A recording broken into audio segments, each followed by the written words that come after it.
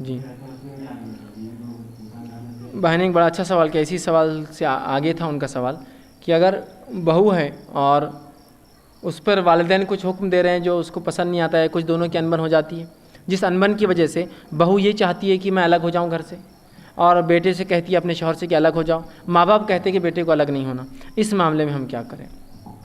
دیکھیے اس معاملے میں سنت نبوی تو یہ ہے، گو بہت سے لوگوں کو شاید برا لگے، غلط لگے، والدین کو لگے کہ یہ تو بہکار ہے، اب تک تو ٹھیک تھا درس، اب غلط گمراہی کی طرف جا رہا ہے درس، لیکن بات یہ حقیقت یہ ہے کہ شریعت یہ چاہتی ہے جب ایک انسان کا نکاح ہو تو اس کو الگ کر دے، اس لیے کہ نبی اکرم صلی اللہ علیہ وسلم جانتے تھے اور یہ شریعت جانتی تھی کہ یہ دو رشتے ایسے ساز بہو کے بہت مشکل ہے کہ ایک ساتھ رہ کے نبھائے جا سکے۔ میں یہ نہیں کہہ رہا ہوں کہ 100% یہ رشتہ جڑ نہیں سکتا ہے، میں یہ کہہ رہا ہوں کہ کچھ فیصد تو اس میں اختلافات ہوتے ہی ہیں، اور کبھی کبھار یہ اختلافات سنگینی تک جاتے ہیں، جس معاملے میں اگر آپ کو لگتا ہے کہ بیوی حق پر ہے، درست ہے، لیکن دونوں کے مزاج جم نہیں رہے اور اپنی بیوی کو میں الگ کر دوں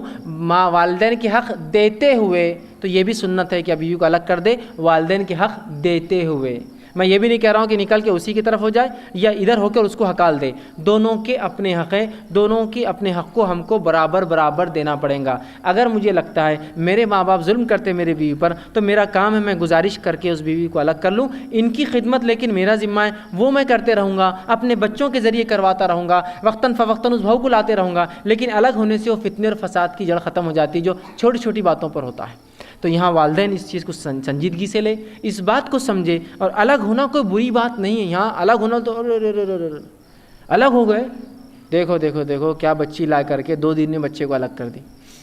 کوئی مسئلہ نہیں، یہ کوئی غیر شرعی عمل نہیں ہے۔ یہ الگ بات ہے کہ ہمارے پاس لوگوں نے اس چیز کو بڑا ابھارا، مثال کے طور پر کوئی علامہ آ گئے، بھائی علامہ آپ سے ملنے آئے، کوئی بہت بڑے، ماشاء اللہ آپ کتنے بھائی ہیں؟ بھائی ہم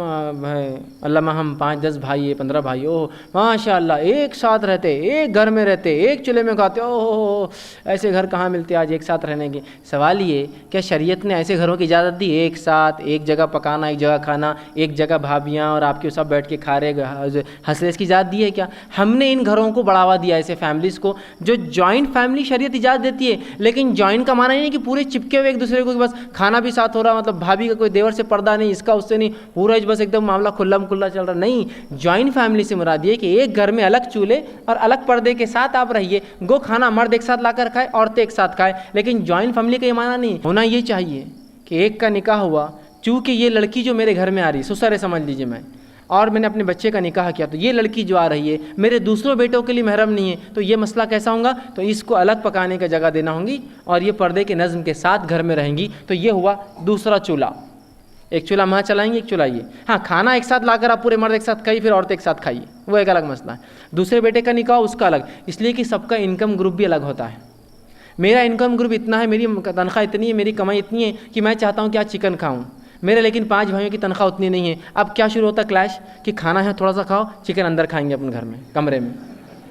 اس میں ہوتا یہ کہ بچے کیا کرتے ہیں، پھر بچے بولتے ہیں کہ ہم کیوں ان سے ڈرنا، چچا سے ڈر کے کوئی کھائیں گے ہم، چچی کی وجہ سے ہم کو پیچھے رہیں گے، چچیرے بھائی، دشمنیاں شروع ہوتی ہے، بغض اور نفرت ہوتی ہے۔ تو رہتے تو ساتھ ہے، لیکن جب بھی اپنے سسرال جاتی یہ عورتیں تو ان کو گالیاں دیتی ہے کہ ہمارے فلاں فلاں یہ جاتے ہیں، تو نزدیک رہ کے بھی دل دور ہوتے ہیں۔ اس سے اچھا ہے دور دور رہ کے دل نزدیک رکھو،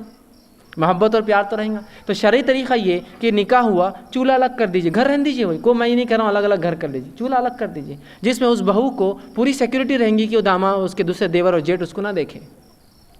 2 کھانے بنیں گے، دونوں آئیں گے ایک جگہ کھائیں گے آپ بیٹھ کے، گو ان کا پرائیویٹ کھانا بھی الگ ہوگا جو وہ کھا سکتے، کامن بھی فوڈ رہیں گا ایک۔ دوسرے کی شادی 3 چولہے ہو جائیں گے، اب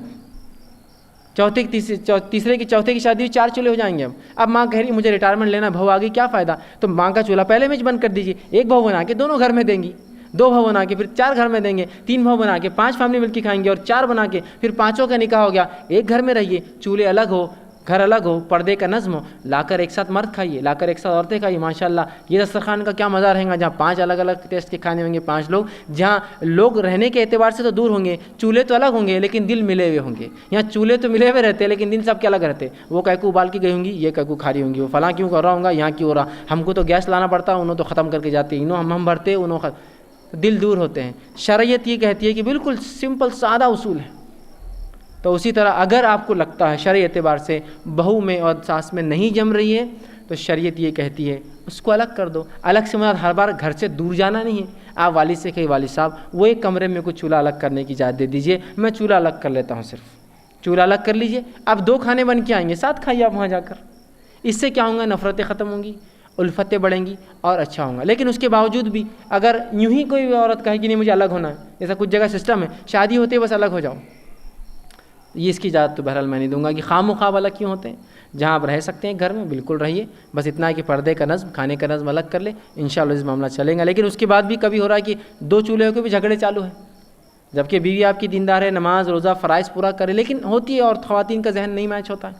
اس معاملے میں آپ تھوڑا دور کر لیں پھر اس سے. لیکن والدین کے حق آپ پہ رہیں گے, ان کی خدمت آپ پہ رہیں گی, ان کی اطاعت آپ پہ رہیں گی. جی